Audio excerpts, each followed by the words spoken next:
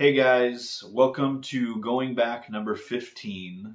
This was meant to be a follow-up to Getting Lost number 15, which was all about addressing Jin's decision to die with Sun instead of escaping the sinking sub in order to be there for their daughter. Upon reviewing the comments on that video in preparation for making this follow-up, I realized there was really only one comment that I felt I had anything significant to add.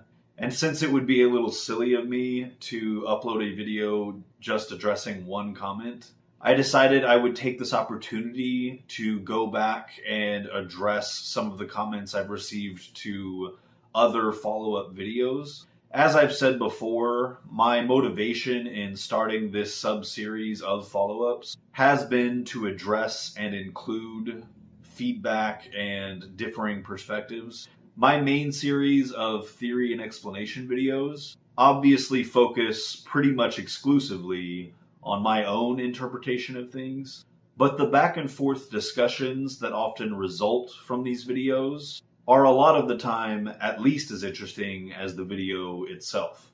And this follow-up series has been a great way for me to try and bring some of those discussions into the video format. The thing is, though, that just because I make a follow-up video doesn't necessarily mean that the conversation is over. And so there has been plenty of feedback to the follow-ups themselves that I also feel is worth addressing. And so for a while now, I've been planning on eventually doing a going back bonus episode in which I would round up a lot of these comments and address them. And then going forward from there, I would probably do one of these bonus episodes approximately once a year, depending on how much these comments kind of pile up. But then, as I said at the start of this, when I realized there was only one comment that I really planned on addressing in regards to Getting Lost number 15, it felt like a good opportunity to make Going Back number 15 into the video where I kind of go back and address the feedback I've received to the other follow-ups. Now, I do anticipate doing this sort of thing again eventually, and when that happens, it may be in its own bonus episode, or it may be in a video like this one where I don't feel like there's a lot to respond to in regards to the original theory and explanation video. I will say that ever since Getting Lost number 15, there's definitely been feedback to each of my videos that I think will make pretty substantial content for each of the follow-ups going forward. Before getting started, there are a couple of disclaimers I want to add. Normally when I do these follow-ups, at the beginning of the video, I'll link the original theory and explanation video that I am referencing and encourage you guys to watch that first. Of course, with this video, it's going to be a lot of different videos that I'm going to be addressing the feedback to, and I can't link them all in the video itself. So I'm just going to link all of the relevant ones in the description. And if you feel like watching or revisiting any of those before continuing on, you can absolutely do that. That said, I certainly don't expect you guys to watch or especially rewatch all of those. So I'm going to do my best to quickly recap what it is each of these comments are responding to before I read them. And hopefully this won't be too confusing. The next disclaimer I wanted to add is that I might be filming this in chunks.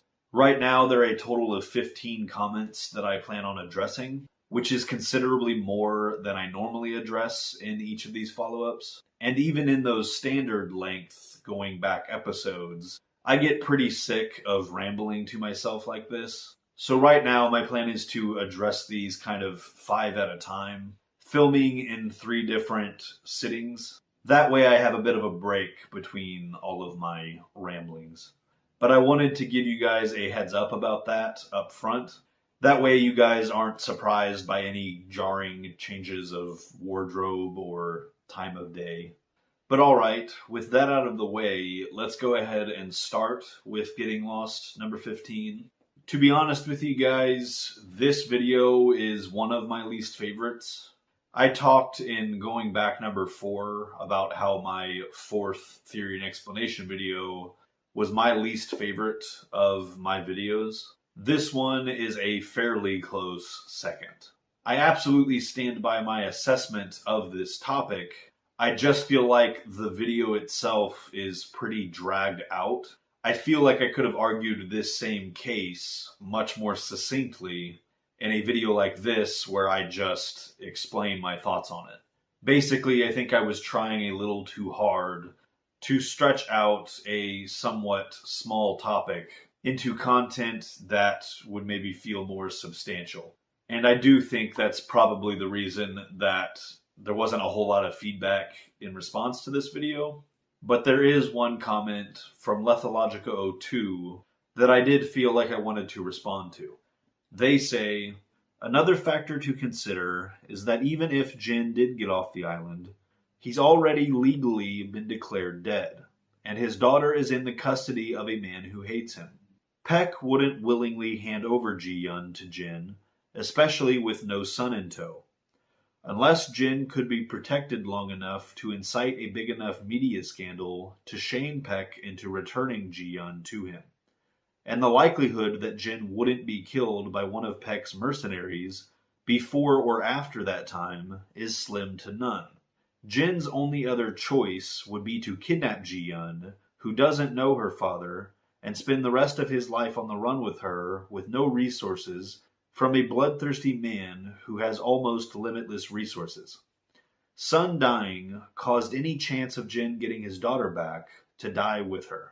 So yeah, I really wanted to address this because I actually think that this assessment would kind of work against the point I was trying to make with this video. I feel like if we are meant to believe that Sun's father is the one raising Ji Yeon, and more specifically that Jin is thinking these things, that would really obligate Jin a lot more, in my opinion, to do his damnedest to get back to his daughter, instead of letting this monster raise her. Personally, I've never really considered Sun's father as being in the picture at this point. When Sun talks to Ji Yeon on the phone near the beginning of season 5, we see that Ji Yeon is with her grandmother, and we don't see her grandfather anywhere around. And then when Sun is telling Jin about where Ji Yeon's at, she says that their daughter is with her mother. Sun doesn't say that she's with her parents. She simply says Ji Yeon's with her mother, which, as I talk about in this video, I feel is meant to comfort Jin and us, knowing that Ji Yeon is with family that will actually take good care of her.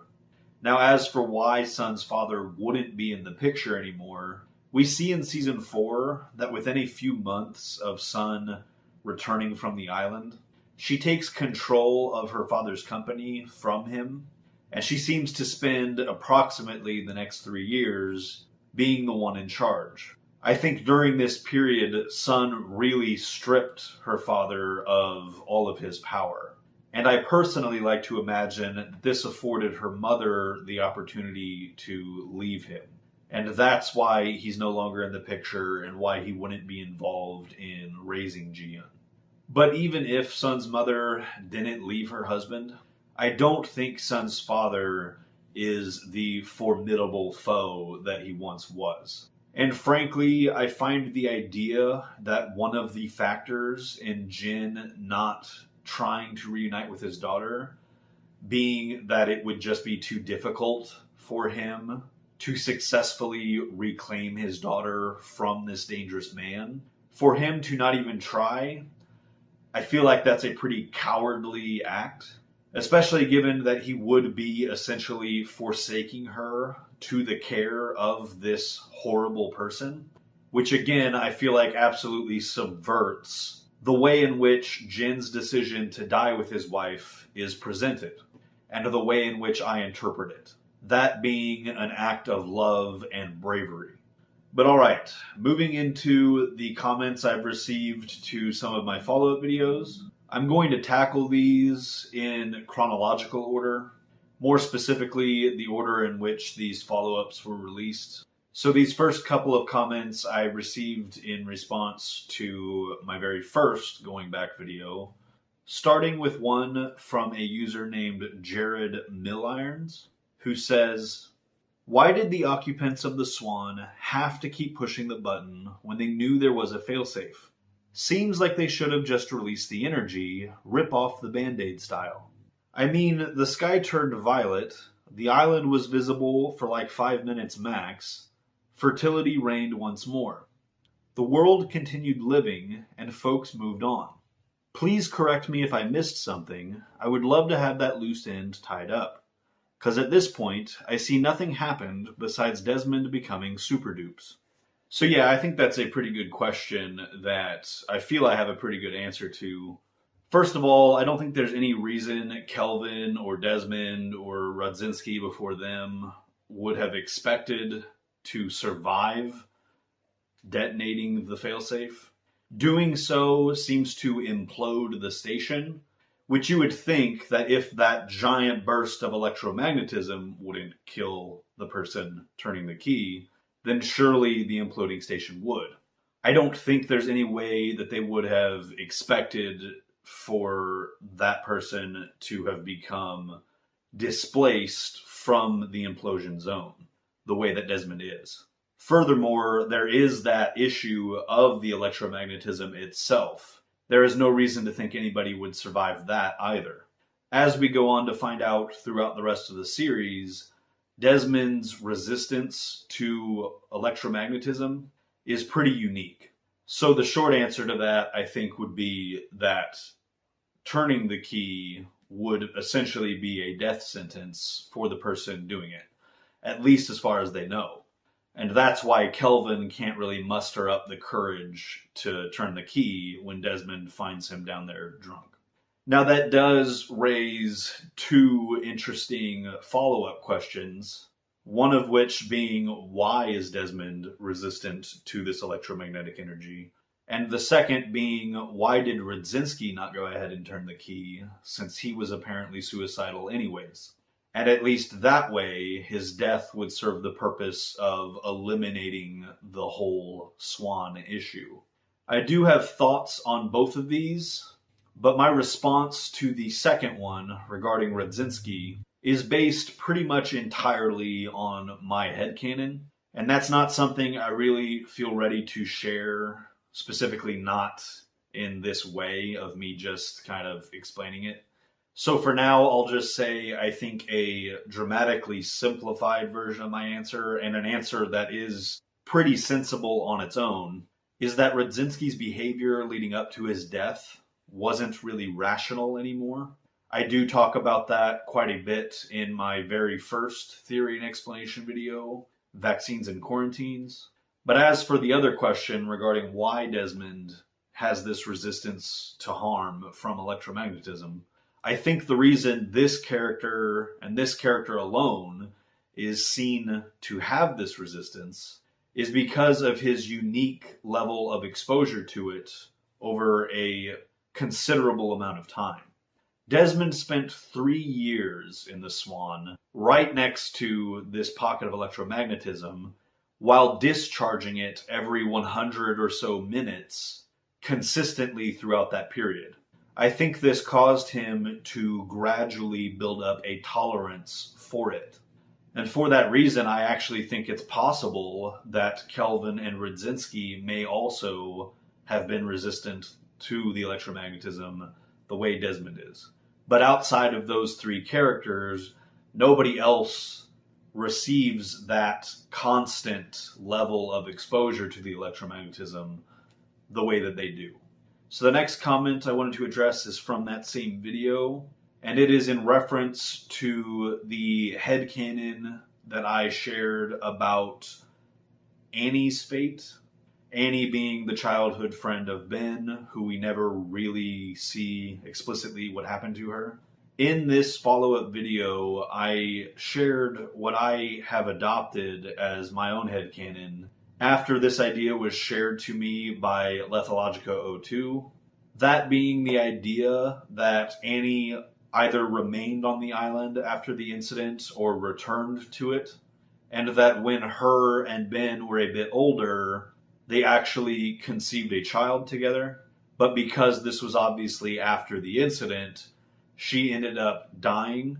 When Lethologica02 shared this, I found it really brilliant, and it really clicked with a lot of ideas I already kind of had in my head about Ben's backstory. And in my eyes, it really contextualized Ben's motivations in a way that I find extremely fascinating. And just one part of that is why he is so focused on the fertility issues. That's something that Richard refers to when he speaks to Locke. This idea that Ben is wasting their time on this one issue when they're really there for more important reasons. Anyways, it was this piece of headcanon that Rochelle23 is responding to. And she says, "The theory of Annie's pregnancy is fascinating, but I think that it's more simple than that. In my opinion, Ben is obsessed with finding a solution to the fertility problem because his mother died giving birth to him. It doesn't happen on the island, but this thing has affected him since he was little. Not only because he grew up without a mother, but because his father blamed him for his wife's death." So yeah, I absolutely agree that this is likely a psychological factor behind Ben's actions. I also think that the Annie explanation explains them a little better. My reasoning for that is mostly that Ben's obsession with the fertility issue doesn't seem particularly rooted in saving the mothers. I feel like this would surely be the case if his main motivation was what happened to his mother. But instead, he refuses to let Juliet take any of the mothers off the island, even though he knows this could potentially save their lives. And when Juliet expresses that she can't solve the problem because all of the mothers die, Ben coldly states, "Then we'll find more mothers." It's impossible. The mothers keep dying. Then we'll find more mothers. Who knows? Maybe there's even one on that plane. Again, he doesn't actually seem too concerned with the well-being of the mothers themselves. And that continues to be the case at the end of season 3 when he plans on abducting any of the women that might be pregnant within the 815ers camp. He does not at all seem to be motivated by a concern for them, but rather he simply wants them for research purposes. So when considering that, I think it makes more sense that his obsession is driven more by a desire to eradicate this thing that took from him the woman that he loved, not to mention his unborn child. I think that makes more sense as a motivation than the idea that he's trying to prevent what happened to his mother from happening to anyone else. And I do also feel like this explanation of what happened to Annie contextualizes the way in which he looks at the Annie doll on the morning of the purge in a much more satisfying way than if she had just moved away several years earlier.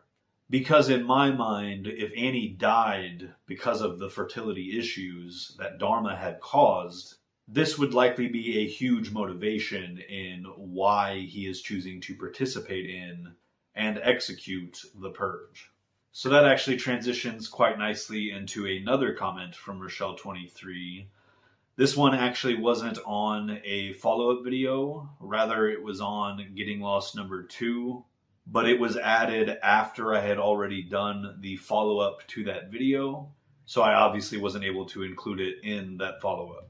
Anyways, the point of that theory and explanation video was to discuss Richard Malkin, the psychic that tells Claire that she needs to get on 815, after spending months telling her that she has to raise the baby herself, only to then eventually tell Echo that he is in fact a fraud within a few days of Echo getting on Flight 815 himself. By the end of that video, I share my conclusion that what Malkin is doing with Claire is something he is being paid to do by Matthew Abaddon. And so with that context in mind, Rochelle says, "We agree that he acts partly according to someone's directives, and in my opinion it's not Abaddon, but the others. We know that the issue that most interests Ben is the mortality of pregnant women on the island. To complete the research, Juliet needs a woman who didn't get pregnant on the island. There are a few elements to take into consideration. You didn't mention Charlotte Malkin's resurrection in your video, and in my opinion, this scene is not there by chance. This event is too similar to Saeed's resurrection. Both Charlotte and Saeed die by drowning and then mysteriously come back to life. The common element would be the water of the spring. I think the others, I'm not sure who, maybe Ben through Richard, promised Malkin to save his daughter, who was between life and death, in exchange for taking Claire to the island, since he had influence over this girl. Ben knew that there was a pregnant woman on the plane. Ben sends Ethan among the passengers. Why him? Why endanger their only surgeon? Because he could take care of the pregnant woman. But Ben sends Ethan and Goodwin among the passengers right after the plane crashes on the island and before he reads the flight manifest. Ben asks Mikhail for the detailed files on every passenger only after he has sent Ethan. Ben says to Juliet, "Then we'll find more mothers. Who knows, maybe there's one on that plane." It doesn't seem an assumption, but a certainty. We know that in these days, Richard is not on the island. On September 22nd, he shows to Juliet a live video of her sister Rachel. Malkin gives Claire the money and the plane ticket on September 21st, and his daughter's incident happens within these few days. Richard has the opportunity to meet with Malkin. The fact that Malkin doesn't act completely alone is supported, in my opinion, by two factors. One, the money he gives to Claire, $6,000 plus the money for the plane ticket. I don't think he paid this money out of his own pocket, and we know that the others and Ben have various resources. And two, his daughter's resurrection. It's after this incident that he changes his mind on Claire's baby. This implies that Ben knew about Flight 815, or Richard did, or only Malkin, considering the nature of his visions. So yeah, there is a lot there that I feel is worth addressing. I guess I'll start with the fact that I do disagree about Ben having any prior knowledge about 815 or its passengers. After the plane crashes, he does go to Mikhail, and he has to ask him for the details of what flight it was, where it was headed, how many passengers were on it, etc. While I do agree it is plausible that Ben's off-island resources could have somehow caused 815 to lose communication, it's much less obvious that he could have somehow predicted that the pilot would change course in such a way that would lead them to the island. Not to mention, he would have no way of predicting what would happen between Desmond and Kelvin, which would cause the electromagnetic incident that allowed 815 to cross through the barrier and crash on the island. Let alone that this would happen at the exact moment that 815 came into the island's proximity. But even if we were to assume that Ben could have predicted all of this somehow, I actually think there's a much better argument against this idea, and that is Ben's vast off-island resources themselves. If Ben was so desperate to get a pregnant woman that conceived her child off-island for Juliet's research, there's no reason he couldn't have Richard, who was off-island at this time, recruit various pregnant women. They have the resources to pay these women to manipulate them the way we see Juliet manipulated, or they could just abduct them the way that they seem to have abducted Anthony Cooper, Locke's father. Really, they have plenty of options that make far more sense, to me at least, than finding a psychic that has some kind of relationship with a pregnant woman that also is going to be in need of their sacred spring water which they seem pretty protective about, by the way, so that said psychic can then, hopefully, redirect this pregnant woman that he's already been harassing for several months into boarding a plane Ben will go out of his way to crash, specifically to get this one pregnant woman, who hopefully will survive this crash along with her baby. And let's not forget that the crash of 815 causes way more problems for Ben than it does opportunities. Their arrival results in the deaths of a lot of his people, including pretty much all of his on-island supporters. It also leads to the freighter finding the island, and all of this leads to his ultimate loss of power. And even before all of that, Ben obviously views these newcomers as potential threats to the island. And so I do not think that he would intentionally bring these people to the island, especially not when he has far more practical, cheaper, and just easier ways to bring multiple pregnant women to the island. Now, I do agree that Ethan was likely chosen to infiltrate the 815ers because of his medical expertise. I have no doubt that when Ben saw the plane crash, it did occur to him in that moment that there could be pregnant women on the plane. And therefore, Ethan was a great candidate to be sent in as a spy. We see that he was giving Claire injections and taking blood samples before he is ultimately revealed. Ethan seems to be one of the few others that would have been qualified to do this. Not to mention one of the few that would be qualified to determine which women are pregnant, assuming they aren't as late term as Claire obviously is. That is, after all, why Ben eventually sends Juliet in season 3, because she is uniquely qualified to assess the pregnancy situation of women. So yes, I do think that that is part of his motivation in sending Ethan out to infiltrate them. But I think there are several reasons it's prudent for him to have spies in these different camps.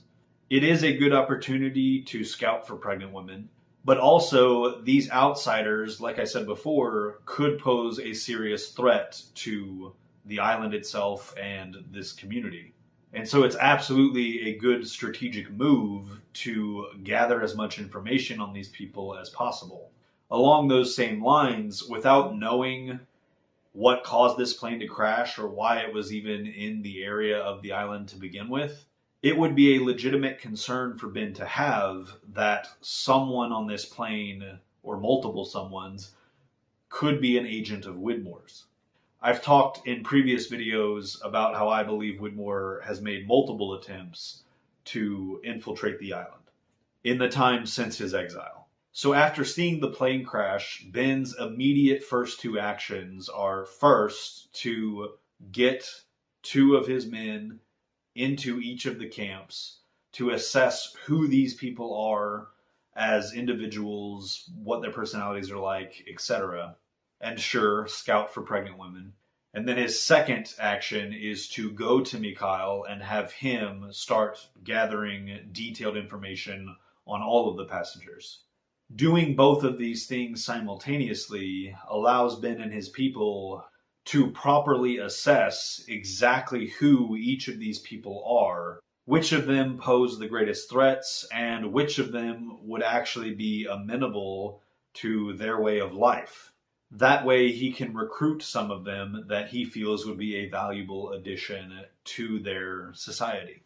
As for what Ben says to Juliet, Then we'll find more mothers. Who knows? Maybe there's even one on that plane. I personally don't feel like this is meant to come across as a certainty. This was an international flight with hundreds of passengers. It seems reasonable to me that he would expect there to be a possibility of a pregnant woman on that plane. Now, the last part of what Rochelle says that I really want to address is related to Charlotte Malkin's resurrection.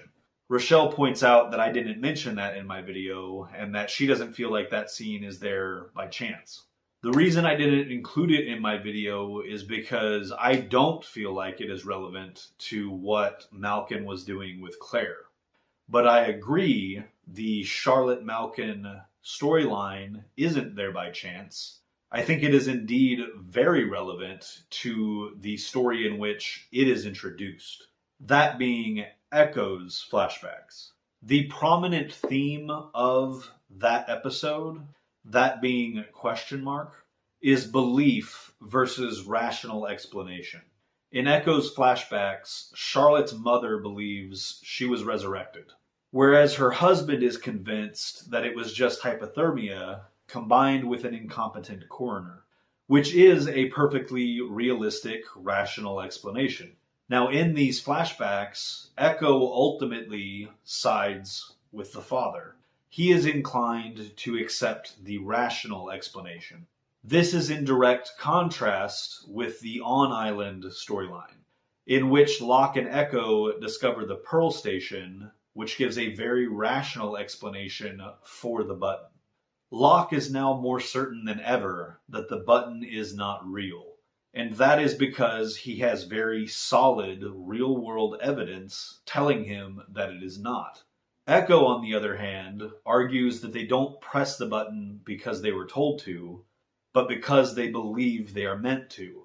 Echo has gone from a man of reason to a man of faith. And that is what Charlotte Malkin's storyline is meant to illustrate, in my opinion. Now, as for the idea that Ben or the others, or anyone really, used Charlotte Malkin's situation to get the psychic to manipulate Claire in this way, Lithologica02 actually left a comment on the follow-up to that theory and explanation video, where they make a pretty good point that I hadn't even really thought to mention. They said, another problem with the Jacob gave Richard a vision in exchange for helping Charlotte theory is that the timeline doesn't match up. Claire was in her first trimester when Richard originally met with Claire, and his daughter wouldn't drown until Claire's third trimester, assuming her drowning and resurrection happened just a few days before Echo went to investigate, which was just a few days before Flight 815 crashed on the island. Granted, Jacob could know the future and offer to give Richard true sight in exchange for helping him in the future, but if he was really a con artist who didn't believe in psychic powers, then it's unlikely Jacob could have easily convinced him that something was going to happen to Charlotte. So yeah, the great point there is that the idea that Charlotte was saved in exchange for Malkin manipulating Claire is that Charlotte's incident seems to have happened long after Malkin's relationship with Claire began. And therefore, the interpretation that he only puts her on Flight 815 because somebody else put him up to it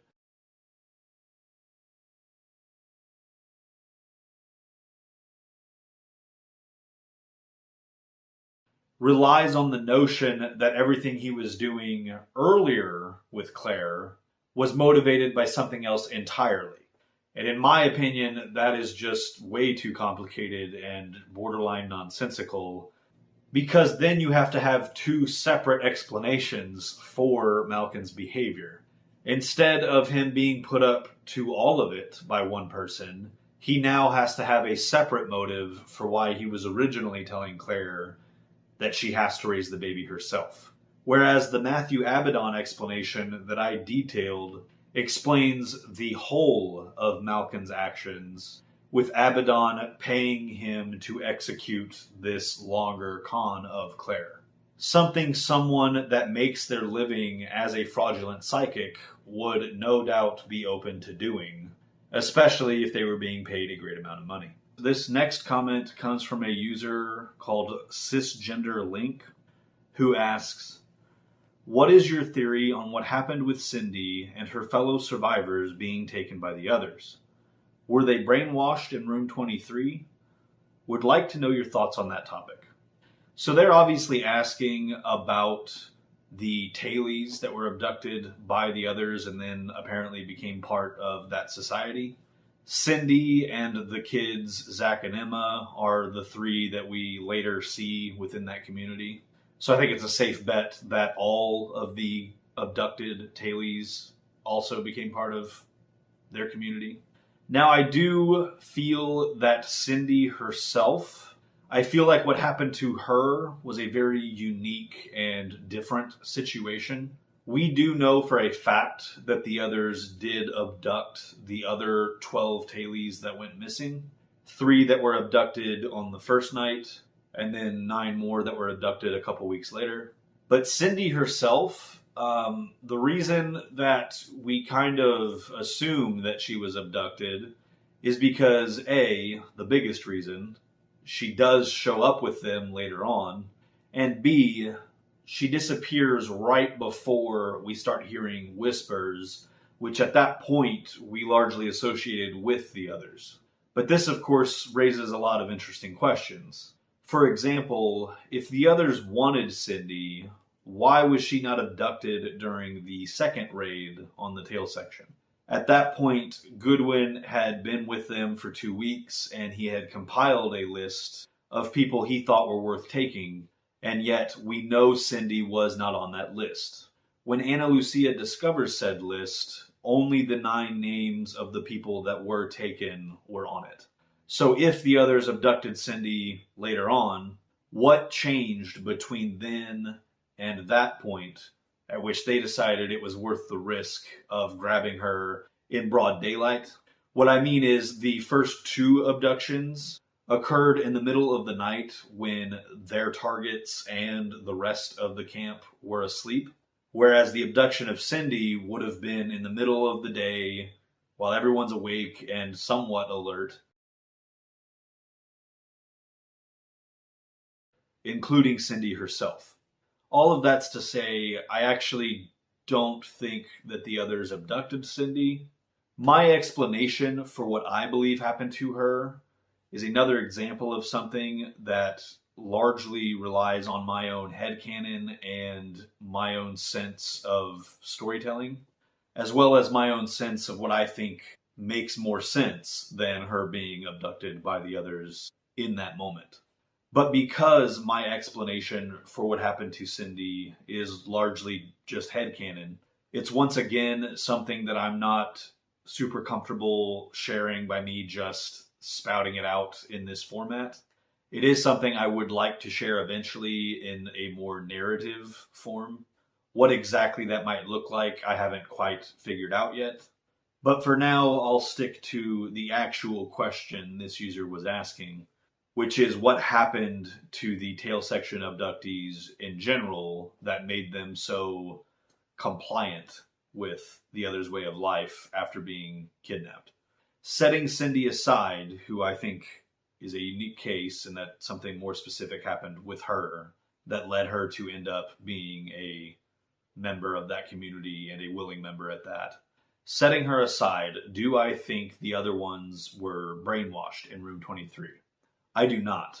I think Goodwin gives a pretty good explanation for why the first 3 were taken on that first night.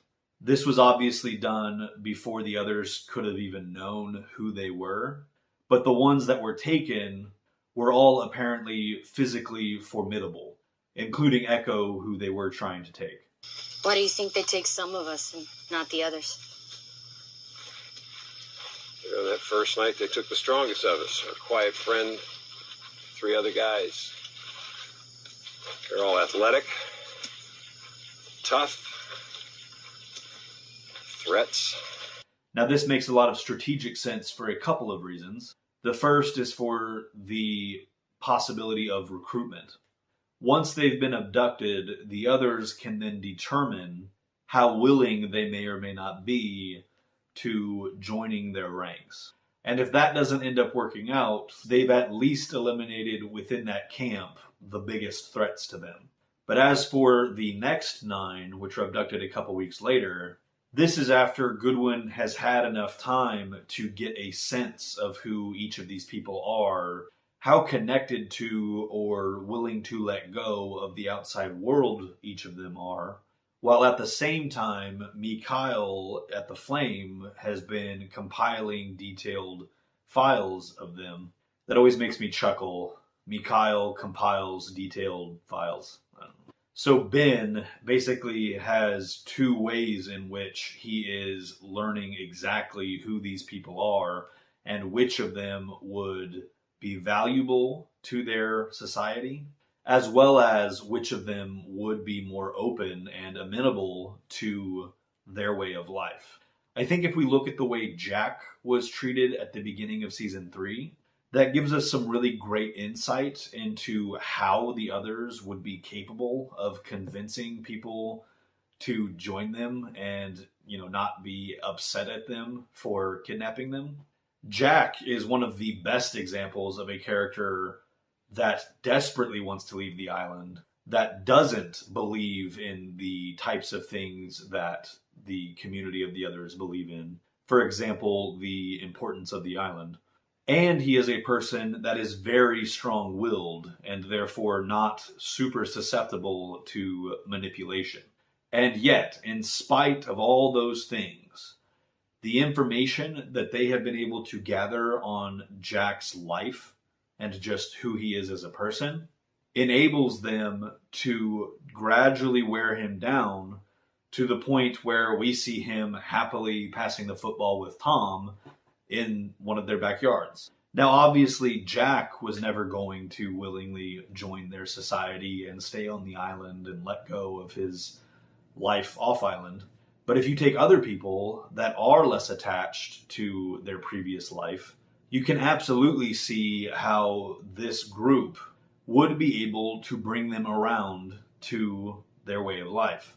This happens quite a lot in real life with cults. Granted, abduction isn't usually a part of that, but regardless, I actually think that the writers of the show do a great job illustrating how believable it is that the others would be able to do this with certain people. And I also think it's worth noting that not everybody in the others community are bad people. Using Jack as an example again, I think a large part of why he becomes so compliant with them prior to the sub exploding is because he gets to know these people as people. And even the bad ones, like Tom, for example, he finds ways to relate to them as human beings, even if he doesn't ultimately end up agreeing with or condoning the bad things that they do. So in conclusion, no, I don't think that any of the abductees were brainwashed into joining the others. I think a crucial component of why they were on the list to begin with was because they were the ones that wouldn't need to be brainwashed in order to join the ranks. This next comment comes from Lethologica02, who says, "You seem to believe that the island moves on its own, even when the donkey wheel isn't being used. I can't blame you for that belief, since Lindelof also said it, and Miss Hawking said something that, on its face, sounds like it. But if the island does normally drift around the oceans when the wheel isn't in use, what is the mechanic of motion there? The donkey wheel moves the ocean by stabilizing a wormhole in space-time and then moving the island through that wormhole. Do you think the bubble around the island is constantly warping space around the edges of the island, causing it to move? My thoughts have always been that the island only moves when the donkey wheel is turned, or the exotic matter beneath the island is otherwise manipulated, causing the island to make large jumps through space. Hence one of the reasons why the lamppost map only marks single positions for the island across the globe as opposed to a moving trail. Otherwise, it sits in one spot invisible until you get close to it, or detect the electromagnetic radiation or radio signals coming from it, due to the electromagnetic energy bending the light in such a way as to make the island essentially invisible to those not near it, and that this played a greater part in why the survivors were never found, rather than the island constantly slowly moving as if it were on the back of a giant turtle. Okay, so first let me say that a lot of their assessment I do agree with. In particular, the part about the island being essentially invisible due to the electromagnetic bubble that surrounds it. I have talked before about how I think somebody coming across the island without a compass bearing would hit one edge of the electromagnetic bubble where the space-time is warped, and then they would come out a completely different side. Maybe not the exact opposite side, but just a different point. And that is one of the reasons that it is very difficult to get to the island, and why the submarine needs a compass bearing in order to get there. And obviously the inverse of that would be true for leaving the island. And that is what I think happened with Desmond in season 2. He takes off in his sailboat without a compass bearing, and in spite of sailing away from the island, ends up just arriving back at it. This would be because, without that compass bearing, he hits the electromagnetic barrier that is the bubble or perimeter of the island, where space-time is warped, and then he ends up transported to another part of the inside of the bubble, which gives him the impression that he is trapped inside a snow globe, as he puts it. Now, all of that on its own would quite well explain why the island is hard to find, and it doesn't need to be moving for it to be hard to track down. But do I believe that it is constantly adrift, the way that Eloise seems to describe that it is? I do. A big part of why I believe that is because of what we see start to happen when the source is deactivated in the series finale. Once that happens, the island starts to sink. This seems to suggest to me that the island is afloat. And my understanding of how that works is that the electromagnetic energy of the island, which is concentrated at the source, is generating this bubble of electromagnetic energy that causes the phenomenon I've just described. And that, yes, warps space-time all along that perimeter. And because it is a bubble, I think that extends all around the edges, above, and below. And so because this bubble of electromagnetic energy that warps space-time is afloat, I do think that it is constantly drifting. And I do think that this is why, in season 1, the beach is eroding away. Everything is getting washed out to sea. This can't be normal. The tide shifting so suddenly, rising in so short a time. There's a lot not normal around here. At the rate this beach is eroding, the fuselage is going to be underwater in a matter of days. When it comes to the donkey wheel, I think I agree with the way that Lethologico 2 describes how that works. I think turning that wheel engages with the electromagnetic pocket or the negatively charged exotic matter in such a way that it is able to generate a very brief wormhole, at which point everything inside the bubble is transported to the opposite side of that wormhole, which is a fairly unpredictable place in space, but does always seem to be at sea. I also think that the island and the other contents of the bubble are essentially swapped with what's on the other side of the wormhole. Therefore, the water that's in the part of the ocean that it's being transported to is swapped. And that's why after the island disappears in the season 4 finale, we only really see that wave instead of a giant empty space that is quickly filled with the surrounding ocean. Now, as for the lamppost and how that works, I think the reason that it never illustrates a trail is because it's not tracking the movement of the island. The way Eloise describes this process is that it's trying to predict where it's going to be at a certain point at time.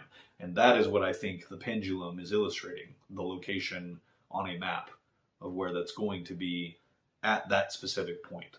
A very clever fellow built this pendulum on the theoretical notion that they should stop looking for where the island was supposed to be and start looking for where it was going to be. What do you mean, where it was going to be? Well, this fellow presumed, and correctly as it turned out, that the island was always moving. While the movements of the island seem random, this man and his team created a series of equations which tell us with a high degree of probability where it is going to be at a certain point in time. Now, this is kind of tangential to what Lethologico 2 was saying, but I have seen other people kind of question how the pendulum is supposed to work, because a pendulum isn't going to change its length or the point on the floor at which it can reach. That's the thing I've seen people say. What I think these people are missing is that we don't actually see what the pendulum is connected to. And I do think that it is connected to a mechanism that is adjusted based on the calculations that are inputted into the computer. And that's how it's able to mark different spots on the floor. So while I do agree with the vast majority of the way Lethologico 2 describes the island and its bubble, I do also believe that the island is constantly adrift. While editing this part of the video, I realized there was a point that I feel supports the idea that the island is constantly moving that I forgot to mention. And that is the way in which the compass bearings have to be calculated in order to leave or come to the island. Faraday mentions in season 5 they can't just take off from the island without him calculating a new compass bearing, and that in order to do that, he needs to know when they are in time. And then going back to the season 2 finale, when Ben gives Michael and Walt the boat, he tells Michael to sail at a compass bearing of 325. And then later on in season 4, the compass bearing that Faraday tells Lapidus to stick to is 305.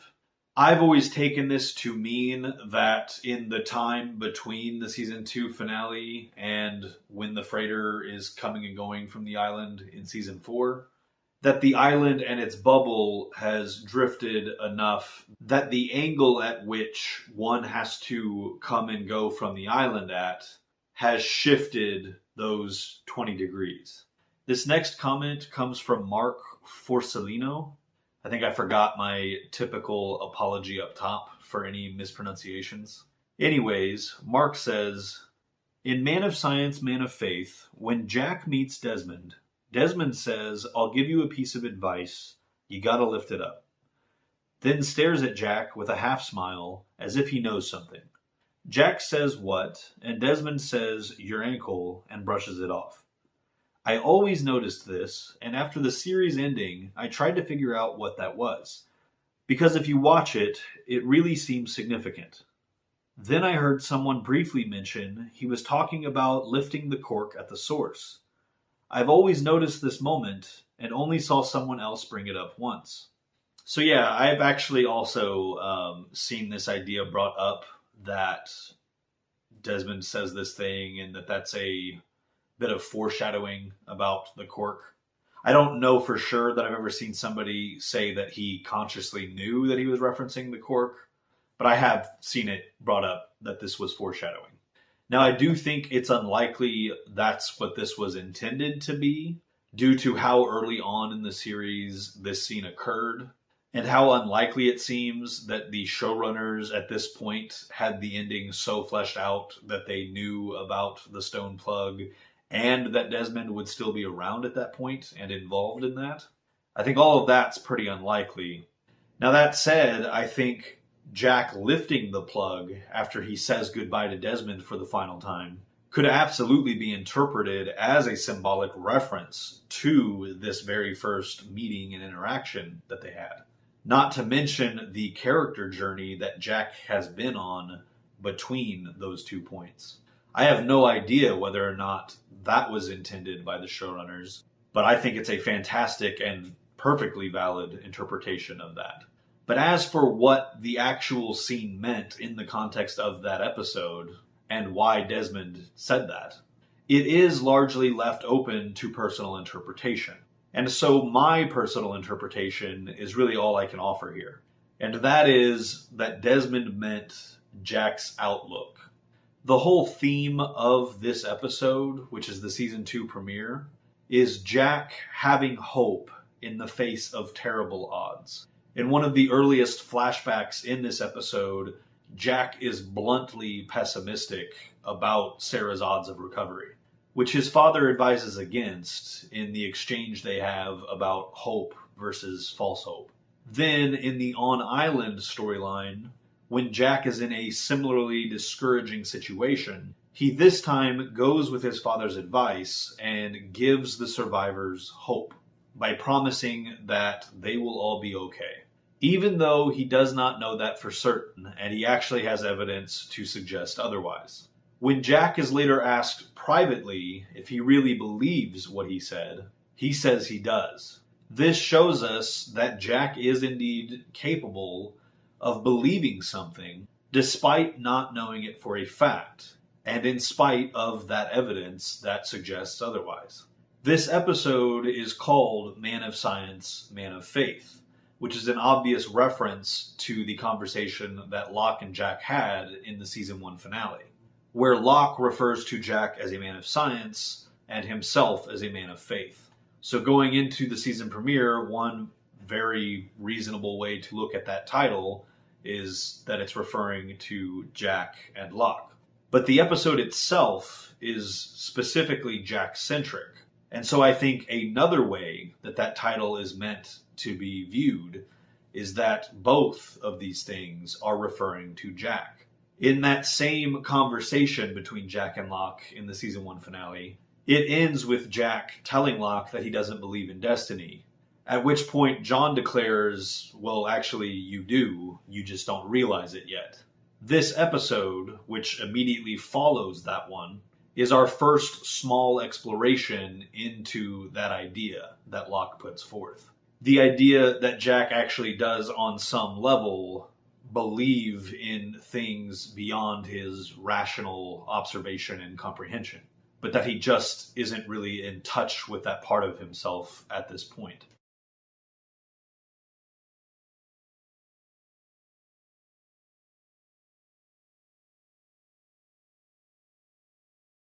So taking all of that back around to what Desmond says to Jack in the flashback at the stadium, I think what Desmond is referring to when he tells Jack he needs to lift it up, I think he's referring to Jack's overall outlook. Desmond is saying this in response to Jack repeatedly insisting that he did not fix Sarah, despite him actually not even knowing that for certain yet. But instead of continuing to go back and forth with Jack about it, Desmond just offers his advice. You gotta lift it up. And when Jack asks what he means, Desmond just shrugs it off and says, your ankle. I told her I'd fix her and couldn't. Failed. What if you did fix it? I didn't. Well, what if you did? You don't know what you're talking about, man. I don't. Why not? Because with her situation, that would be a miracle, brother. And you don't believe in miracles?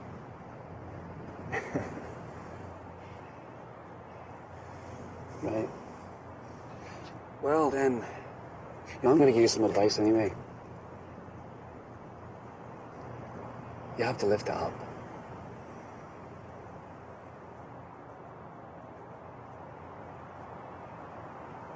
Lift it up. Your ankle. You got to keep it elevated.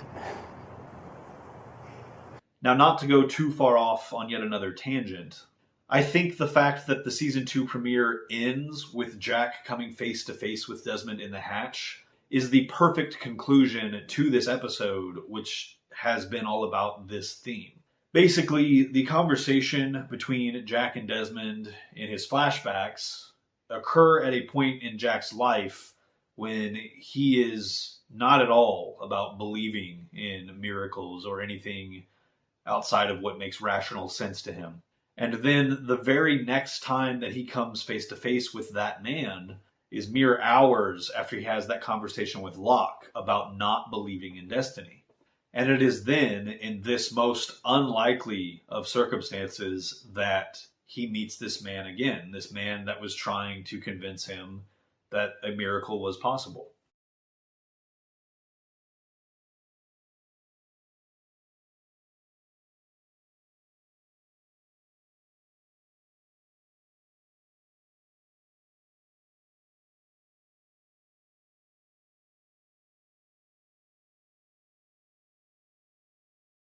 And I think that is why Jack is so shaken after the standoff ends. When Desmond starts to recognize him, that's when Jack lets him get up, because he's really not ready to confront this yet, especially not in front of Locke, who he just had that argument with. I've got to enter the cord. I've got to push the button. Or what? Jack, you should let him off. Don't tell me what to do. Or what? What's going to happen? Do I know you?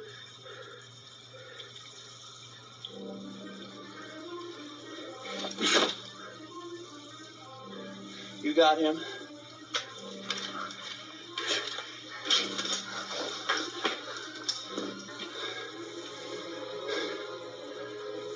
What? Nothing, Jack.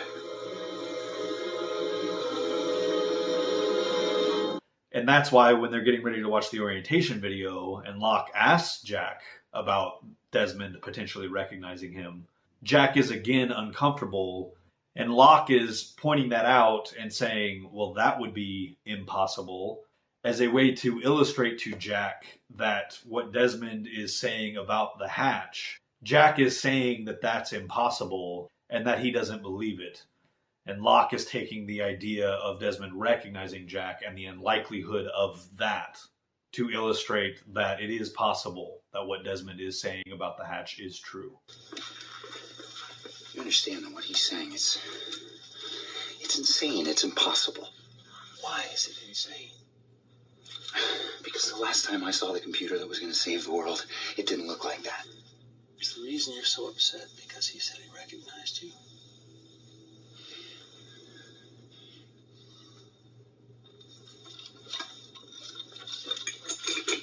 Because that would be impossible. Then we have the scene where Jack chases Desmond through the jungle, and Desmond finally remembers where he recognizes Jack from. And this is the moment where Jack is forced to confront this entire situation and his insistence that he doesn't believe in miracles or things that don't make rational sense. Jack is infuriated by the idea that Desmond is running from something that he doesn't even understand or know is real. Some man takes you down there, shows you a movie, and you push a button on faith alone. Nothing is going to happen! In about 15 minutes, you're either going to be very right or very wrong, brother. You want to shoot me? Shoot me!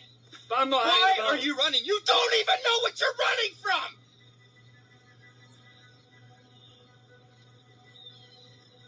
I remember you.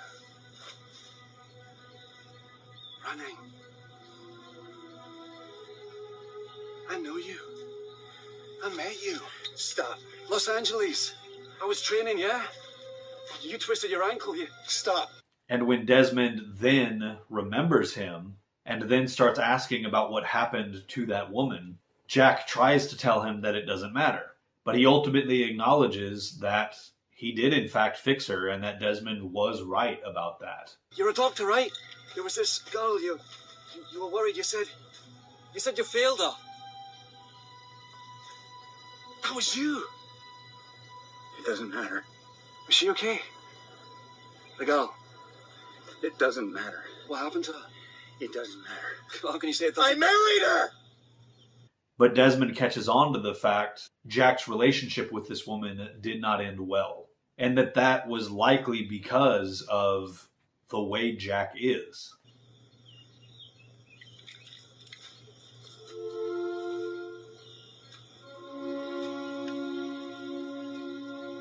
Right. And you're not married anymore then?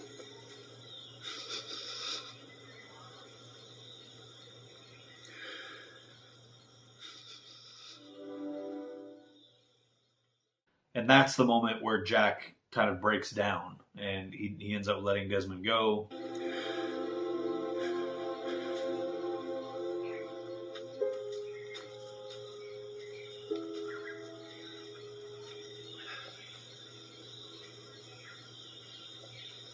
See you in another life, yeah?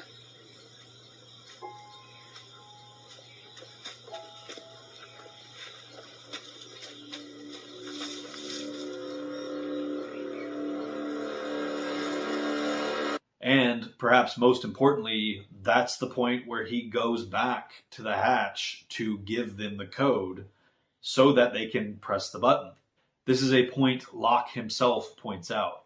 He asks Jack, if you don't believe any of this is real, then why did you come back? It's not real. Look, you want to push the button, you do it yourself. If it's not real, then what are you doing here, Jack? Why did you come back? They have another debate on the nature of belief. And ultimately, this 3-episode arc is concluded by Jack making this gesture of faith and pressing the button. Like I said before, I know that was a bit tangential, but that whole question of what Desmond was referring to, I think there's a lot of worthwhile thematic analysis that kind of feeds into that whole series of episodes, or, you know, when they find the hatch and the debate between Jack and Locke. Okay, so the next comment that I want to get into was in response to my follow-up video on the outrigger chase. Now, some important things to know before going into this exchange is that in my original outrigger video, I shared my belief that the answer that makes the most sense as far as who was shooting at the time travelers from the outrigger, I believe that that was Ilana's group, and that this occurred during the season 5 finale when they were in the process of trying to reach the four-toed statue before the others did so that they could prevent the man in black from deceiving them as Locke into getting Jacob killed, essentially. I also detailed how the second outrigger, the one that the time travelers take, I believe that was the one that was already present in that camp. The one that Carl had brought over at the end of season 3. The one Desmond and Charlie take out to the looking glass. And the one that we see Bernard and Jen use to fish in the middle of season 4. In that original video, I did also give each of the outriggers a name so that it would be easier to refer to each of them as I was tracking each one throughout the back half of the series. The conversation I'm about to get into does refer to these outriggers by these names, so I do think it's best if I quickly try and recap what those are and which ones they each refer to. The one that Ilana's group uses to bring the crate over from Hydra Island, and the one that we see pursuing the time travelers, I refer to that one as the cargo ship.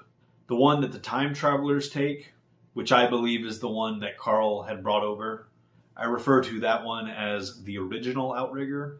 As for the remaining two, these are the ones that Sun and Lapidus come over in, and then the man in black with Ben comes over in. I call those Sunbeam and Et Tu Ben, respectively.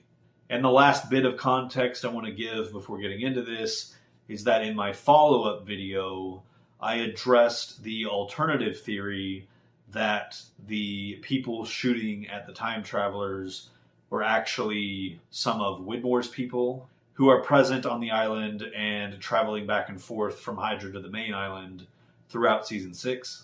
In that follow-up, I kind of detailed some of the many reasons that I prefer the interpretation that it was Ilana and her group instead of Widmore's people. And so that is what this user is responding to. They actually bring up quite a few interesting counterpoints to explain why they favor the Widmore's people interpretation. That user is ferromagnetic, and they say, I would like to provide some evidence that I feel supports the theory that it was most likely Widmore's group in the Outriggers, and that it couldn't have been Ilana and her group. Now, most of the time when I address these comments, I read everything that I'm going to read from their comments, and then I address it all. But because ferromagnetic actually lists a number of points worth addressing, I'm going to take them one at a time, starting with Locke, Sawyer, and possibly Juliet all would have recognized the original Outrigger as the one the Losties acquired in Season 3. But they don't correct Miles or otherwise act like the boat is familiar to them. So this part I found interesting to think about because the person that they name that they seem to find the least likely to have recognized the outrigger is Juliet. And I actually think she's the only one out of the three named people that stood a real chance of recognizing it. And that's because Locke actually was never present at the beach camp from the time that the outrigger arrived until the point where he returns to the beach camp while they're time traveling. So he had actually never seen any of the outriggers before at this point. Because when Carl brings it over, Locke is near death in a ditch. And then from there, he goes, he kills Naomi, and then he meets up with the survivors again near the cockpit of the plane, at which point he takes half of the people to the barracks. And from there, he goes to the cabin, to the Orchid, to the others' camp, at which point he starts time traveling. So at no point is he present on the beach with that outrigger. And when it comes to Sawyer, he's not much better. He is there when Carl brings the outrigger over, but shortly after that, Desmond and Charlie leave with it to go to the Looking Glass. Then Sawyer leaves with most of the camp to go to the radio tower. Him and Juliet come back and deal with the others there. And then they are there when Desmond brings the outrigger back and Charlie's not with him. Almost immediately after that, Sawyer leaves with everyone else to go and warn Jack's group about the freighter people not being who Naomi said they were. And once Sawyer leaves with them, he ends up going with Locke to the barracks, and he also doesn't return to the beach camp until the point at which the time traveling starts. And of course, once the time traveling has started, the objects that were part of the camp are no longer there. So even when he returns to the camp with Juliet and they start time traveling, the outrigger isn't present anymore because they are now time traveling. And so while Sawyer did spend a little bit of time in the beach camp while the outrigger was present, it certainly wasn't enough time to associate that as a part of the beach camp. And that lastly brings us to Juliet, who is present at the beach camp for pretty much the entirety of season 4, during which time the outrigger is also present. So she actually did spend a few days in the camp with the outrigger being there. So if anyone stood a good chance of recognizing it, it would be her, and maybe Faraday and Charlotte, who spent a little less time than her in season 4 at the beach camp. But the reason I think it's perfectly plausible for no one to have recognized this as being that same outrigger is because of it being located next to this second one, which has 2 structures and is completely alien to them. Not to mention that this original outrigger has the Ajira water bottle on it. So it's natural for them to assume that these both arrived at the same time from this mysterious group that brought the water bottle. As for why the 2 outriggers were next to each other in my scenario of Ilana's group only using the cargo ship, as well as why the Ajira water bottle would have ended up in that original outrigger, I did talk about that briefly in my original outrigger video. To really oversimplify what I said there, basically I think one of the reasons her group came ashore at the beach camp is because they saw that other outrigger, knowing that the man in black, in the form of Locke, came to the main island in an outrigger, and so did Sun, one of the potential candidates they need to protect.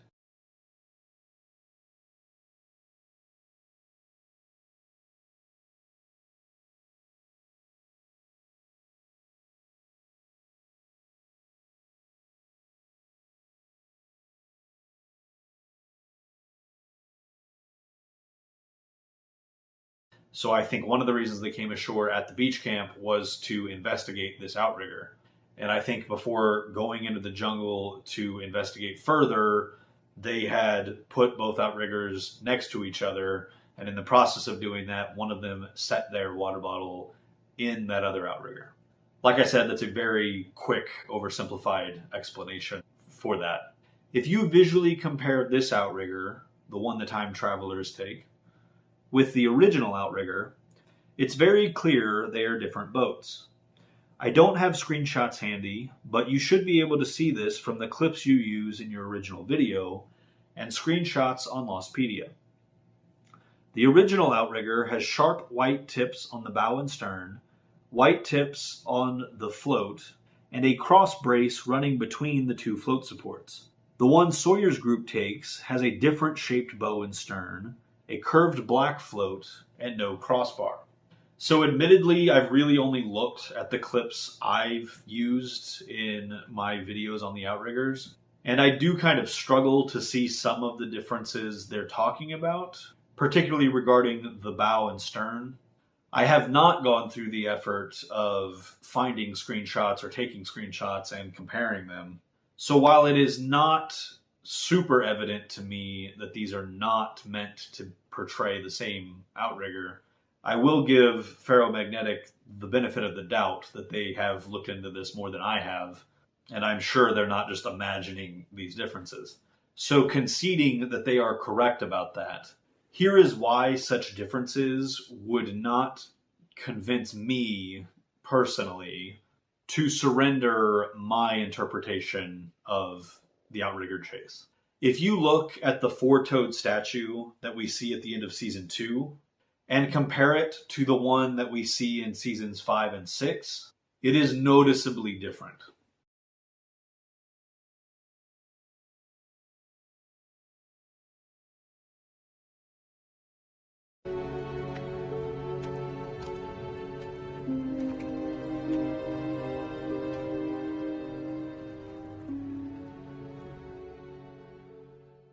If you look at the imploded aftermath of the Swan station at different points in seasons 3, 5, and 6, it looks drastically altered.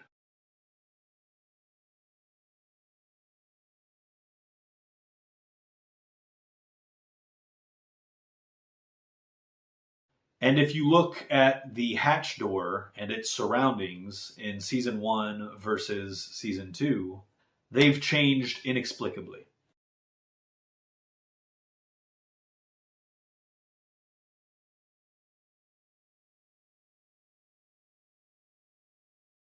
Now, are we forced to conclude that there is more than one four-toed statue on the island?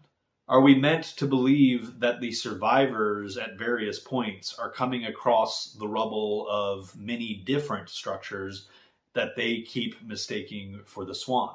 And are we mistaken for not concluding that there are actually multiple hatch doors that access the Swan station? I think the vast majority of people would agree that the answer to each of these questions is no.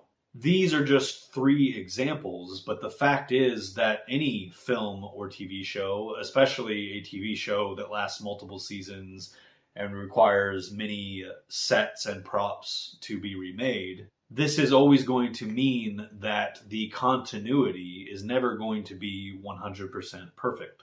And it is for that reason that the outrigger we see in season 5 not being a perfect match to the one we see in seasons 3 and 4 does not convince me that it is not that outrigger being depicted, or that it cannot be interpreted to be that outrigger being depicted.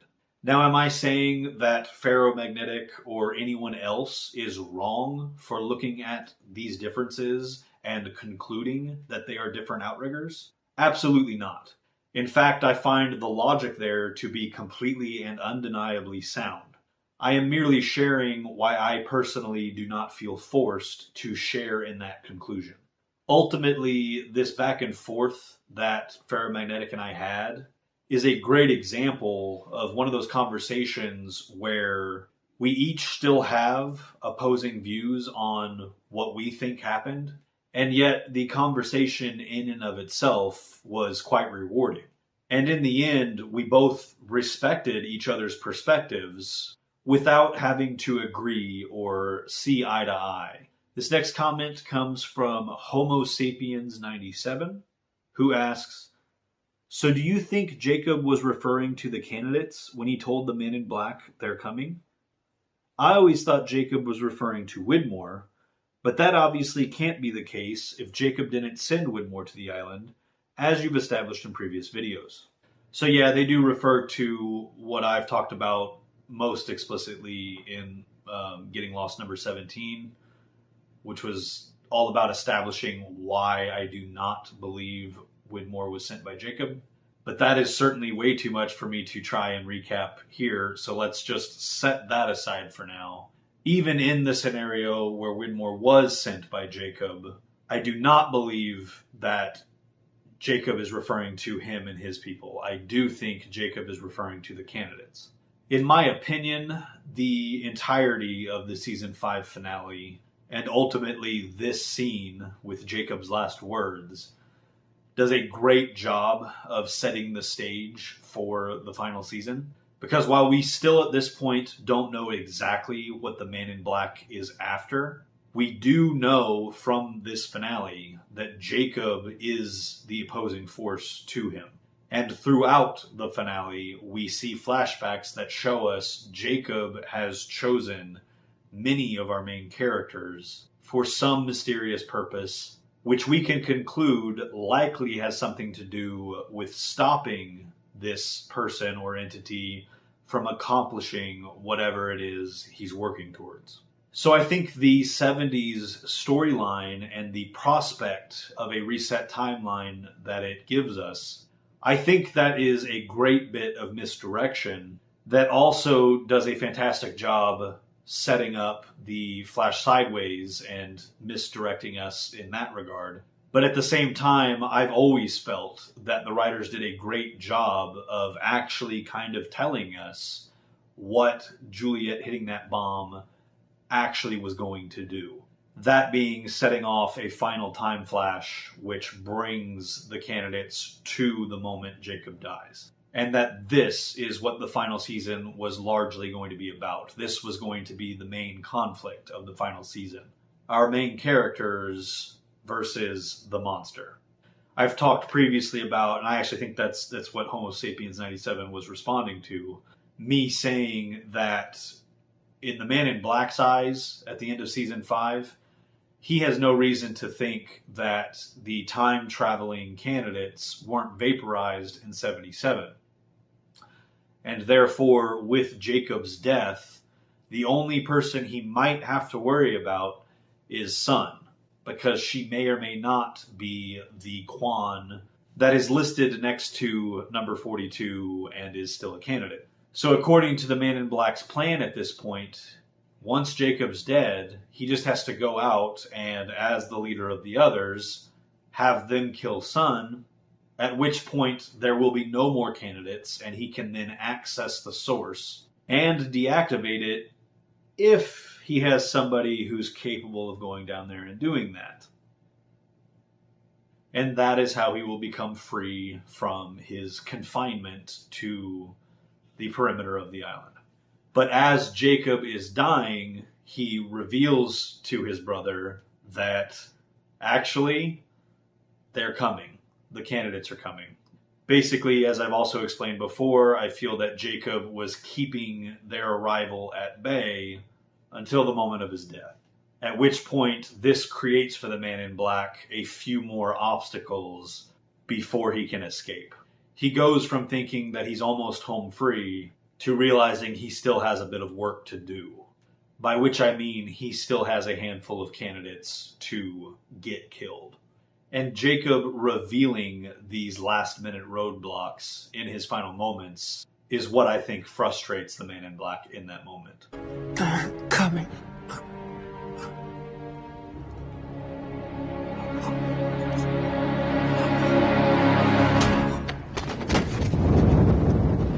Moving on to a comment from JewelTom10630, who says, "It would be very interesting to see a video about Dogen and the temple. Some questions that I have had in my mind about the temple. 1. Why did the temple have a Dharma logo on Ben's map? 2. Why didn't the others bring Colleen there to be healed when she was shot by Sun in Season 3? And 3. When Ben sent Alex, Carl, and Rousseau there in Season 4, He says the temple is not for them, referring to the 815ers. It's only for us. If this is the case, why was Rousseau allowed along? Hope you will give your theories on these things. I think I'm going to tackle these in reverse order, because I think that last one I could probably answer the easiest. The community of the others quite clearly regard the temple as a sacred site that they don't want any outsiders to access. That's why when Ben is sending Alex and Carl to the temple and they ask him, well, if it's so safe, why don't we all go there? He shoots this down because, as we know, the others are very particular about who they let into their ranks. And an entire group of outsiders, of people that they have decided are not worthy of being part of their community, they would not be okay with bringing them into the temple. And while I do think that that extends to Danielle, there's no way Ben would convince Alex to go there without her mother at this point. And so if Alex and Carl arrive at the temple and say that Ben sent them, and they have Rousseau with them, then realistically, the others at the temple probably won't be too happy about Danielle being there, but they're not going to refuse to let her in or kill her or anything like that.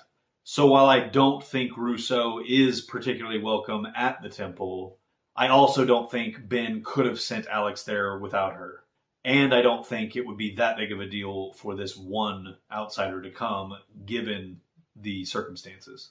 Now, the second question on there is something I actually never even thought about, regarding why Colleen wasn't brought to the temple in order to be healed the way Ben was as a child. But I think my answer to that would be that just realistically, given that this happens on the boat that they're commandeering, it probably would have taken a lot longer to get her to the temple, and it probably would have been much less likely she would survive that journey. Whereas because they are already on the boat, they can just sail back to Hydra and carry her the much shorter distance to the Hydra station, where they do have a doctor, who is Juliet, who can maybe save her life. So while the Temple Spring absolutely would stand a much better chance of saving Colleen than Juliet, I think it's more a question of which journey was she more likely to survive. Sure, the Temple Spring is much more likely to save her life, but that fact is worthless if she's not going to live long enough to make it there. And finally, the question of why on Ben's map that he gives to Alex and Carl, why does the temple have a Dharma logo next to it? I'm afraid I don't have a very interesting answer to this. It's not clear to me if this is a map that Ben has drawn up, and if so, it's also not clear when he would have done that.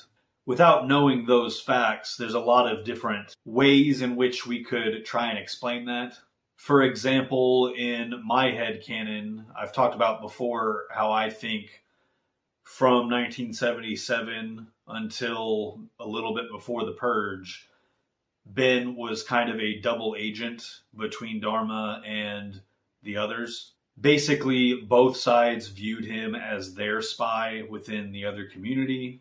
And in my headcanon, I think for the majority of that period, Ben himself was not 100% on one side or the other. And so just trying to come up with an answer to this more or less off the top of my head, I could see a scenario where he drew up a map and he wanted to mark on it where the temple was located, but maybe he didn't want to label it as the temple. And so he drew this symbol to kind of mark it for himself. And then when he's giving the map to Alex and Carl and Danielle, he could have more recently wrote temple above that so that they would know what that symbol was referring to. That's just an answer that I've just kind of made up here in the moment. And I really think there are probably countless ways in which you could kind of rationalize why the map labels the temple this way.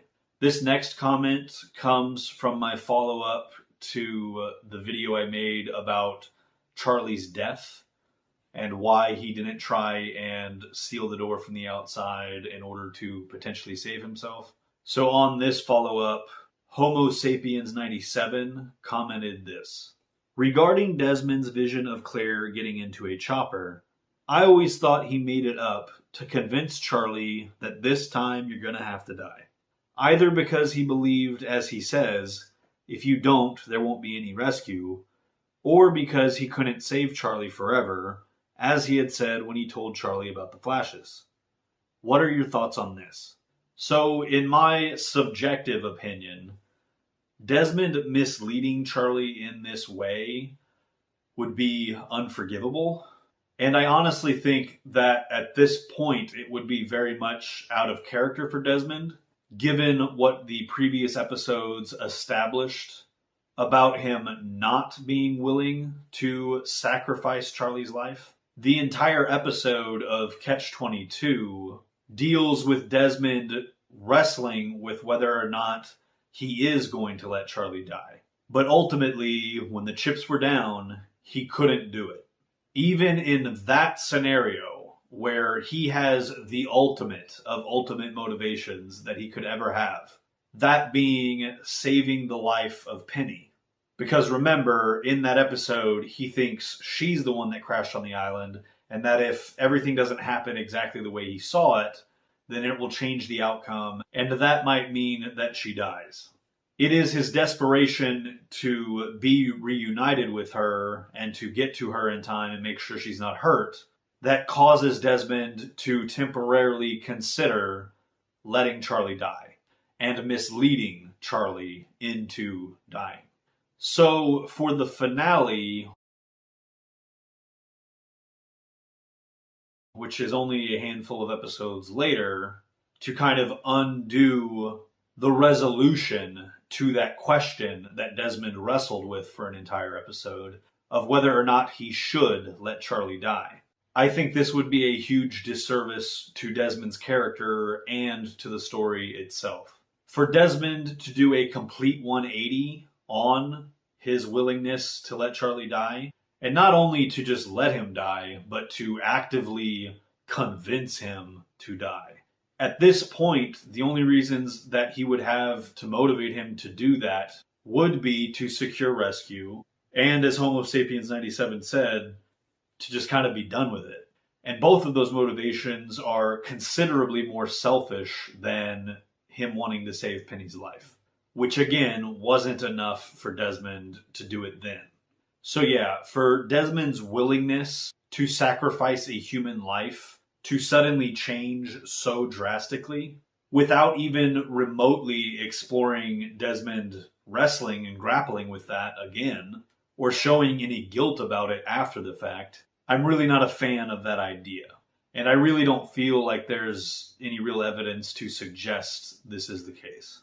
So moving on to going back number 12, in which I talk about the frozen donkey wheel chamber and the Orchid Station vault that was constructed near it, and how I do not believe that the Dharma Initiative ever accessed the donkey wheel chamber itself, and that the polar bear that ends up in the desert ended up there after one of the experiments in the vault, which was harnessing that same energy that sends people to the exit in the Sahara, went wrong. As we see in the season 5 premiere, when the construction crew is approaching the wheel chamber, Pierre Chang is adamant that they do not drill any further. And then once construction is completed, as we see in the orientation video, I think rabbits were the first animal that they were using as guinea pigs. But I think being exposed to this extremely cold, negatively charged exotic matter, it may have started killing these bunnies, at which point they decided to start bringing in polar bears from the Hydra station. Now that I've set up all of that context, there was a fantastic exchange between myself and Shokas which began with him questioning the plausibility of Dharma being able to transport the bears in the elevator that goes down to the Orchid, as well as whether or not they actually would have been able to fit the bears inside the test vault. In his first comment in this exchange, he says, "I disagree on the polar bears in the test chamber. The skeleton in the desert is a full-grown bear and one that would not fit in the elevator nor the test chamber down in the Orchid." So my response to that was essentially that I'm not certain that I agree with whether or not they would fit. That elevator does appear fairly tight, especially when Ben and Locke are in it and the plants are inside the elevator with them. But in my mind, the way this would work is that a tranquilized, unconscious polar bear will be brought over to the Orchid, loaded into the elevator, which likely would have had the plants removed from it, and then sent down by itself to the Orchid staff that is waiting in the lab below, who would then remove it and prepare it for the test chamber. Now, admittedly, I'm probably not the best judge of what the dimensions of that elevator or that test chamber are, nor am I confident enough to declare with certainty that the polar bear whose skeleton we see in the desert could have fit in both the elevator and the vault. Shokas, on the other hand, is probably better suited to judge the polar bear size. Polar bears are gigantic. I'm from a country where they reside, and they're massive compared to humans, their paws being twice the size of our heads. Granted, there's differences in sizes and genders. Now, what we did end up agreeing on, though, is that regardless of how realistic or unrealistic it would be for them to get this polar bear down there and into that vault, it is considerably more plausible than the idea that they somehow managed to navigate it through the type of narrow tunnel we see Ben access the wheel chamber through, in which he had to climb down that ladder to get to the wheel itself.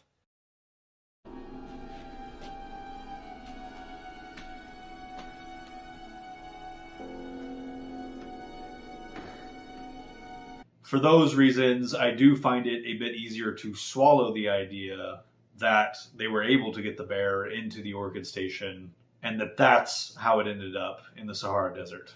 Even if that isn't realistic for that size bear, I think it's a lot easier to suspend disbelief regarding that idea versus the idea that they somehow managed to get that giant bear into the donkey wheel chamber. I just don't see them being built to fit the bears.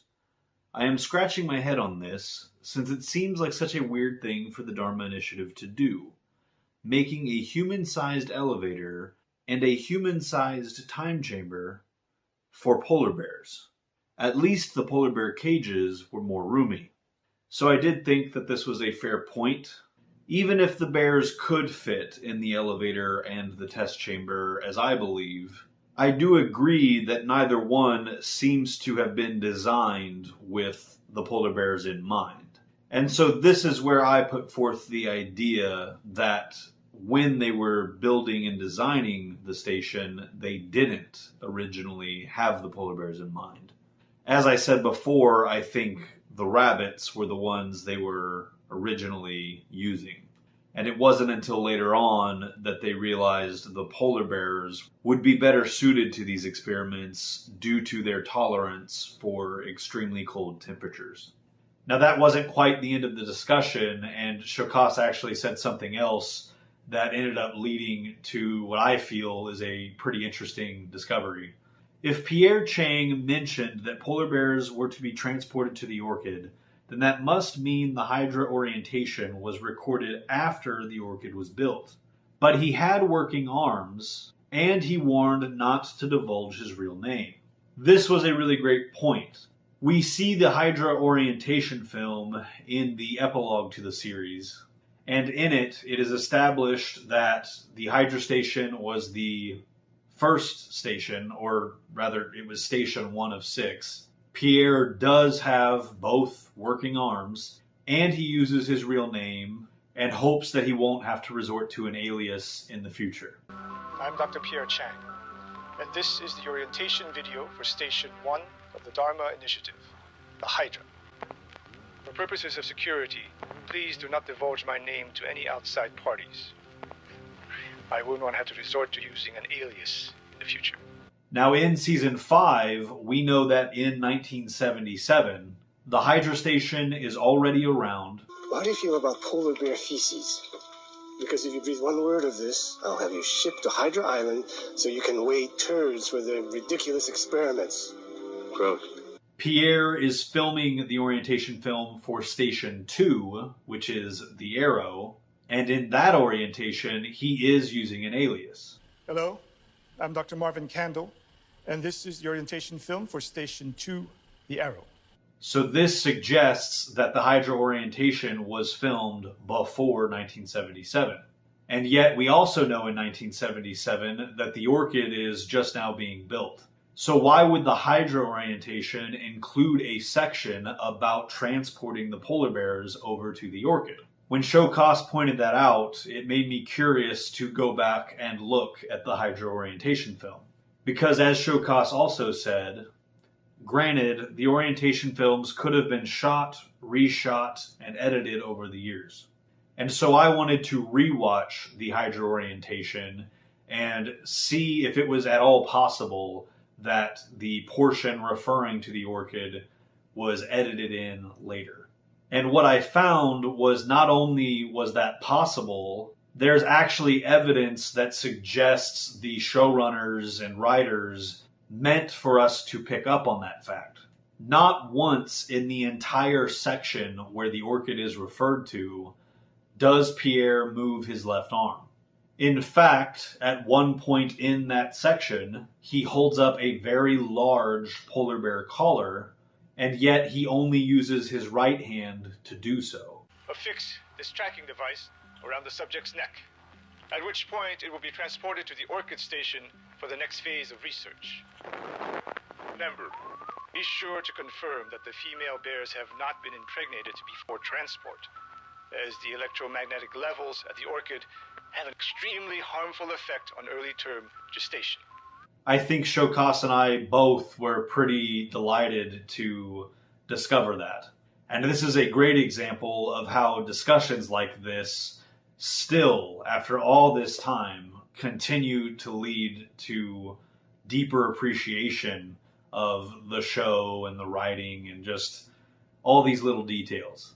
In Showcast's final comment, he adds, "I've always liked the idea that the orientation films and their timeline is a bit weird because they've likely been shot at different times, re-edited, maybe footage got destroyed, or new information needed to be spliced in or taken out. This is an idea that I too have often liked, but I've honestly never really taken a close enough look at each of the orientation films and tried to puzzle out what had to have been filmed when, based on certain things such as Pierre having both arms. But I will say this Hydra orientation film is a really solid piece of evidence that suggests that is the case." So this next comment came on my last follow-up video before this one, in which I talked about a comment from Lethologica 02, where they describe Ben as a compulsive liar, citing examples such as Ben telling Jack that his mother taught him to read, even though we know his mother died in childbirth, as well as when he tells who he thinks is Locke that he's a Gemini, when in fact he was born in December and is a Sagittarius. So in response to me talking about that comment, Ben Ward said the following: "As for Ben being a compulsive liar, personally, I interpret those moments mentioned slightly differently. I think it's more that he's a very secretive person and has trained himself to never let slip personal information, to always use false details so no one can have even a quantum of power over him in any way. So by 2007 or so, I think that rather than being a compulsive liar about everything, he's got the muscle memory of substituting small details like these for fake ones. Even if Jack and the Man in Black are probably not compiling dossiers on him about his date of birth and upbringing. So I really don't have much to add to that. I just thought it was a really great assessment of Ben's character that I do completely agree with. Now that said, I do still agree with Lethologico 2's characterization of him as a compulsive liar, as I do think that he does fit the definition of that. I just think Ben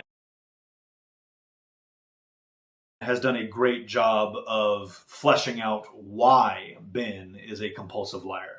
I think the fact that Ben is being dishonest about these little things simply because it's a muscle memory, as Ben puts it, I think that kind of fits the definition of a compulsive liar.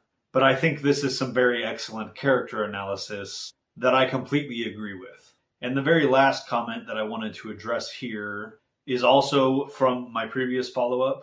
And it is in response to me talking about how I believe the purge was carried out off-island as well, and that one of the pieces of evidence to suggest this is Eloise being the one that occupies the lamppost station. She's obviously the previous leader of the hostiles, so the fact that she's overseeing this Dharma station without any apparent Dharma staff, in my opinion, this is the strongest piece of evidence in the show itself that suggests to us that Dharma was wiped out off-island as well. In response to that, Showcos said the following: I am flip-flopping a bit on that one. Sometimes I believe that Eloise came to an agreement with someone from Dharma off the record, and they agreed on her being there. Or that they lost control of that station and just strictly operated through Ann Arbor and Guam, since they were somewhat alive all the way up to the early 2000s to transport new washers and dryers to the Swan. So the reason I really wanted to address this part in particular is because I feel like in multiple videos I've kind of given a detailed account of how I think the purge worked and why, for example, Radzinski and Kelvin weren't purged, despite the likelihood that Ben and some of the defectors knew about it. Given that, among other things, we know the others surveil the Swan Station from the Pearl. To quickly bullet point what I think happened with the purge is that Ben, over the 15 years that he was acting as a spy or a double agent, he was building relationships in both communities. And within Dharma, I think there were a number of people that were also not happy about the things Dharma was doing, such as causing the fertility issues, increasing hostilities with the indigenous population, building what could function essentially as a chemical warfare station. And so by the time of the purge, I think there were a number of people within the Dharma organization who were ready to defect. And I think they took part in the purge along with Ben.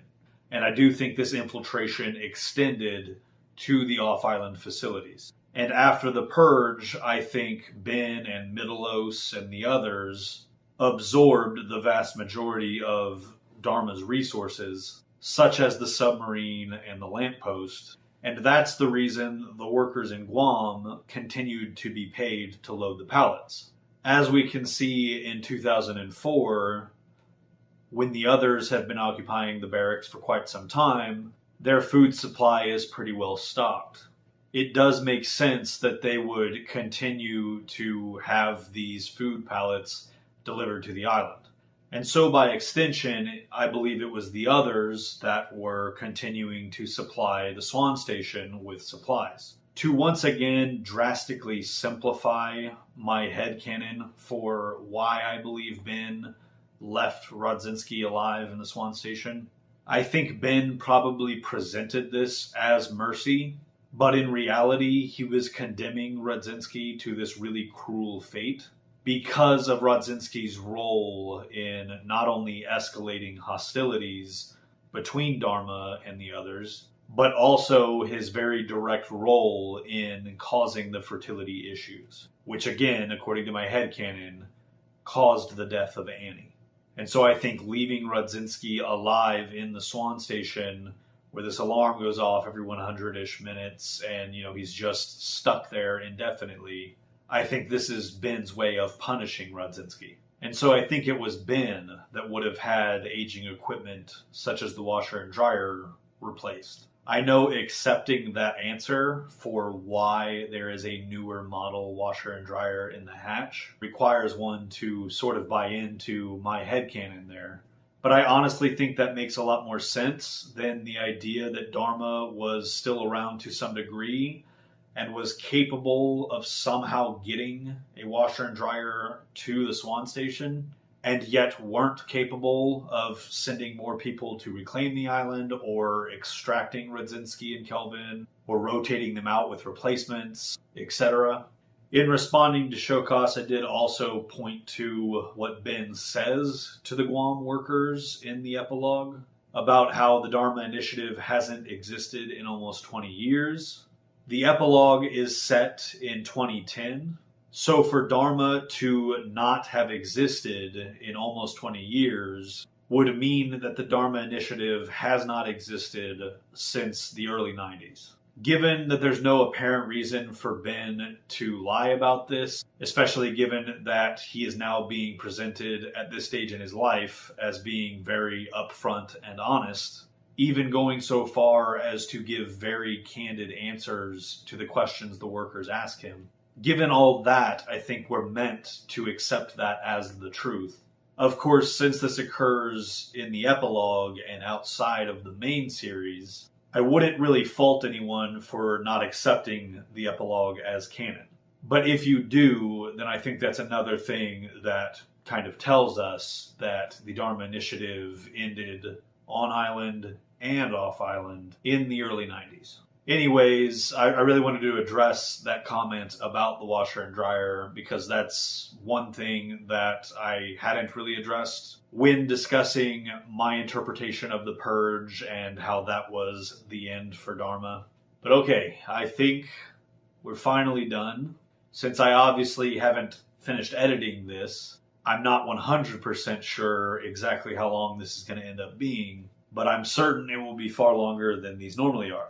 So if you've actually managed to sit through this entire thing and made it to this, thank you for tolerating my ranting. There's probably not going to be another follow-up for about 2 months because Getting Lost number 16 didn't come out until August of last year. And so the 1-year anniversary obviously won't be until August of this year. Now what that means is you should be getting back-to-back theory and explanation videos. You should be seeing the next one 2 weeks after this is released. And as long as I'm able to keep up with that schedule, you should see another one 2 weeks after that. I know I don't always hit the exact day that I'm aiming for, but having this schedule in place definitely helps keep me productive and working towards those goals. I will continue to use the community page to try and keep you guys updated. At any rate, if you would like to be notified whenever a new video arrives, please do click that notification bell if you haven't already. As always, I hope you guys come back for the next one.